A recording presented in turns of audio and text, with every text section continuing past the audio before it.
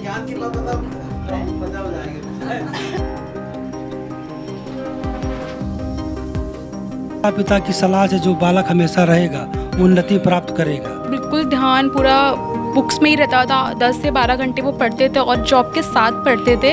उन्हें बहुत परिश्रम किया इस परीक्षा को निकालने में, तभी जाके वो भारत विश्व भर में उनने इस परीक्षा में भारत में 3रा स्थान प्राप्त किया है। तबीयत खराब होने के बाद भी 10 दिन हुए थे उनको हॉस्पिटल से आके। 11वें दिन उन्होंने बोल दिया कि बेटा तू जा अपनी पढ़ाई पे ध्यान दे। हौसले अगर बुलंद हो तो सफलता आपकी कदम चूमेगी। ये लाइन को पूरा कर दिखाया है राजनांदगांव के स्वयंभूनाथ त्रिपाठी जी। आइए हम बात करते हैं कि उन्होंने अपनी सफलता के पीछे कितनी मेहनत की है।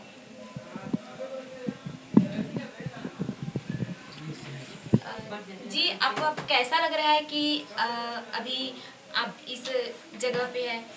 मुझे बहुत खुशी महसूस हो रही है। मेरा 5 साल से सपना था यूपीएससी का कंबाइंड जो साइंटिस्ट एग्ज़ाम निकालने का। मैं इतने अच्छे रैंक से इस एग्ज़ाम को क्वालिफाई कर लूँगा ये उम्मीद नहीं थी, पर एग्ज़ाम निकल जाएगा ये उम्मीद थी। पर अब बहुत ज़्यादा अच्छा महसूस हो रहा है क्योंकि परिवार वाले भी बहुत ज़्यादा खुश हैं। आप इसका श्रेय किसको देना चाहेंगे? इसका श्रेय मैं अपने परिवार को देना चाहूँगा, मेरे माता पिता और मेरी पत्नी और छोटा भाई। आपकी पढ़ाई का जो है एक समय सीमा रही होगी, क्या आप बताना चाहेंगे? 2018 में मास्टर्स कंप्लीट करने के बाद नॉर्मली मैं 5 to 6 आवर्स पढ़ता था, और जब प्रीलिम्स क्वालिफाई हो गया उसके बाद मैं 15 आवर्स तो मिनिमम पढ़ता था दिन भर में। जैसे कि आप घर में एक लिस्ट जैसे तैयार करते हैं या फिर कोई शेड्यूल तैयार करके जैसे रखते हैं, वैसा आप करके रखे थे कि इस समय मुझे पढ़ाई करना है तो इस समय खाना खाना, ऐसा वाला टाइम क्या बना के रखे थे? हाँ, ऐसा शेड्यूल था मेरा। जब जॉब थी तो मेरी जॉब सुबह 7 बजे से दोपहर के 4 बजे तक होती थी। उसके बाद मैं 5 बजे से 8 बजे तक पढ़ता था। फिर डिनर करने के बाद 9 बजे से 11 बजे तक, ये प्रीलिम्स तक का मेरा शेड्यूल था। मेंस के टाइम सुबह 8 बजे से लंच के पहले तक पढ़ता था मैं। उसके बाद फिर दोपहर में पढ़ता था, फिर शाम में घूमने जाते थे, और रात में भी सेम रूटीन था, रिवीजन जो दिन भर पढ़ा है उसी का रिवीजन और पढ़ाई करना। तो आपका लक्ष्य बस यही था कि और आगे कुछ और है? नहीं, अब आगे मेरा है कि मुझे डायरेक्टर जनरल तक की पोस्ट में जाना है जियोलॉजिकल सर्वे ऑफ इंडिया में, और उसके बाद अगर और मेहनत मैंने किया तो मिनिस्ट्री ऑफ माइंस में कैबिनेट में भी बैठने का मौका मिल सकता है।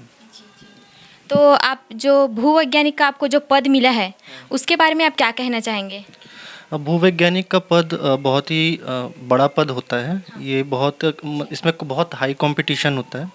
इस पद में बहुत रिस्पॉन्सिबिलिटी भी आती है, देश के नए नए खनिज पदार्थों को ढूंढना। जैसे रिसेंटली अभी भारतीय भूवैज्ञानिक सर्वेक्षण ने लिथियम को ढूंढा है, जो पेट्रोल को रिप्लेस कर सकता है आगे आने वाले टाइम में, जो हमारे मोबाइल बैटरीज वगैरह में यूज़ होता है लिथियम, क्योंकि सबसे ज़्यादा चाइना प्रोड्यूस कर रहा था। अब भारत के पास भी 500 मिलियन टन लिथियम हमें जम्मू कश्मीर से मिला है।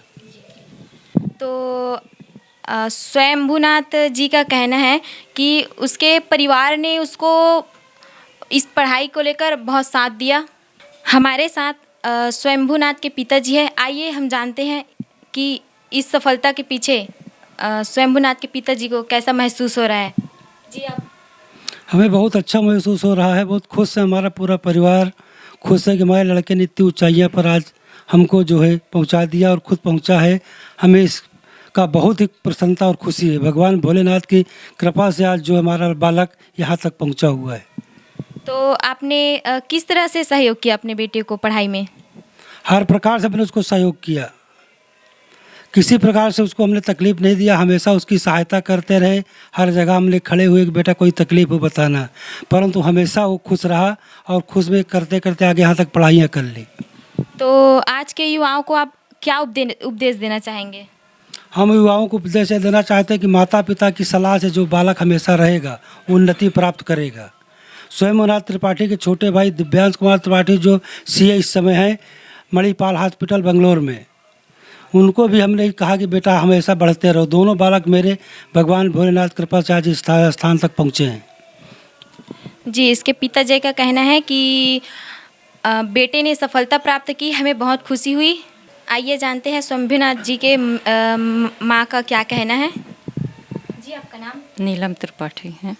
जी आपको कैसा लग रहा है कि आपके बेटे ने इतना बड़ा यूपीएससी एग्ज़ाम पास आउट कर लिया है? बहुत अच्छा लग रहा है, बहुत खुशी हो रही है। और आज के युवाओं को क्या उपदेश देना चाहेंगे? यही है कि पढ़ते रहो, आगे बढ़ोगे, मेहनत करते रहो, आगे बढ़ोगे। शंभुनाथ जी की सासू माँ, इससे हम जानना चाहेंगे कि आपको कैसा लग रहा है? अच्छा लग रहा है। वो हमारे दामाद है, माशा मिश्रा हैं, बोल रहे हैं, उन्हें हमारे दामाद है। बहुत अच्छा लगा है, हमको बहुत खुशियाँ हुई हैं। हमारा दामाद बहुत मेहनत किया है। जी जी धन्यवाद जी। अब हम शंभुनाथ जी की धर्म पत्नी से बात कर रहे हैं। कैसा महसूस हो रहा है? मैं रागिनी मिश्रा त्रिपाठी हूँ। एक्चुअली मेरे पति, मुझे बहुत अच्छा महसूस हो रहा है। उनको लक्ष्य की प्राप्ति हुई। वो उनका सपना था कि वो इस पद में जाएं और भारत की सेवा करें। जी, और कुछ आप उसके पढ़ाई को लेकर कुछ कहना चाहेंगे? हाँ, मैंने अनमोल को देखा है, उनका बिल्कुल ध्यान पूरा बुक्स में ही रहता था। 10 से 12 घंटे वो पढ़ते थे और जॉब के साथ पढ़ते थे। उन्हें बहुत परिश्रम किया इस परीक्षा को निकालने में, तभी जाके वो भारत विश्व भर में उनने इस परीक्षा में भारत में 3रा स्थान प्राप्त किया है। मुझे बहुत खुशी हो रही है कि उनको उनका लक्ष्य की प्राप्ति हुई। जी, तो सभी का यही कहना है कि परिवार के लोगों को बहुत खुशी हो रही है और सभी ने युवाओं को यही उपदेश दिया है कि वो भी ऐसी कड़ी मेहनत करें और अपने देश का नाम रोशन करें। मैं शंभू की आंटी जी हूँ। मेरे बेटे का दोस्त है शंभू और हम लोग का एकदम घर जैसा संबंध है। और बचपन से ही हम शंभू ही कहते हैं, शंभुनाथ है लेकिन हम बचपन से शंभू ही कहते हैं। लेकिन बहुत बच्चा होशियार था और पूरे समय पढ़ाई में रहते थे वो लोग दोनों भाई। और आज इस मुकाम पे पहुंचा, बहुत खुशी है। आगे और अच्छे जगह जाएगा, बस यही हमारी शुभकामना है शंभू के साथ। जी, आपका नाम? मैं भारती वर्मा। शंभुनाथ जी के जो ससुर जी है उससे हम बात करते हैं कि उसको कैसा लग रहा है कि उसका दामाद इस स्थान पे पहुंचा है। जी, आपका नाम? मेरा नाम हरिओम मिश्रा है। मैं जबलपुर से हूँ और राजनाथ गांव में मेरा दामाद ने ऐसा किया भारतवर्ष में कि अब 3रा स्थान प्राप्त किया है। इतना गौरव, इतना कि मैं कुछ कहने के लिए लायक नहीं हूँ। इतना आने में इतना वो हूँ, प्रभाव हूँ उसके परिश्रम से, खुशी हूँ। कितनी खुशी महसूस हो रही है? आप युवाओं को और क्या कहना चाहेंगे? युवाओं को यही कहना चाहेंगे कि अपने माता पिता की बात पे और अब अपने उसमें और एक लक्ष्य बना के अपना वो करें तो लक्ष्य की आपको उपलब्धि मिलेगी। बस यही कहना चाहता हूँ। हम शंभुनाथ के बड़े भाई से उसकी राय जानते हैं। जी, आपको कैसा महसूस हो रहा है? बहुत अच्छा लग रहा है। भाई है छोटा मेरा स्वयंभू, शुरू से एक फोकस बच्चा रहा। शुरू से उसने कभी अपने लक्ष्य से अपना ध्यान नहीं हटने दिया और उनके माता पिता भी उसी तरह से उनका सहयोग। तबीयत ख़राब होने के बाद भी 10 दिन हुए थे उनको हॉस्पिटल से आके, 11वें दिन उन्होंने बोल दिया कि बेटा तू जा, अपनी पढ़ाई पे ध्यान दे, मेरा जो होगा मैं देख लूँगा। और वो बच्चा भी उस हालत में अपने पापा को वैसी हालत में छोड़ करके वापस अपनी पढ़ाई के लिए गया और आज इस लक्ष्य में पहुंचा। बहुत बहुत मैं उसको बधाई देता हूं और बहुत खुश हूं उसकी इस सफलता से। मैं सबको बहुत खुशी हुई है कि शंभुनाथ जी पूरे देश में 3रा रैंक प्राप्त किए हैं।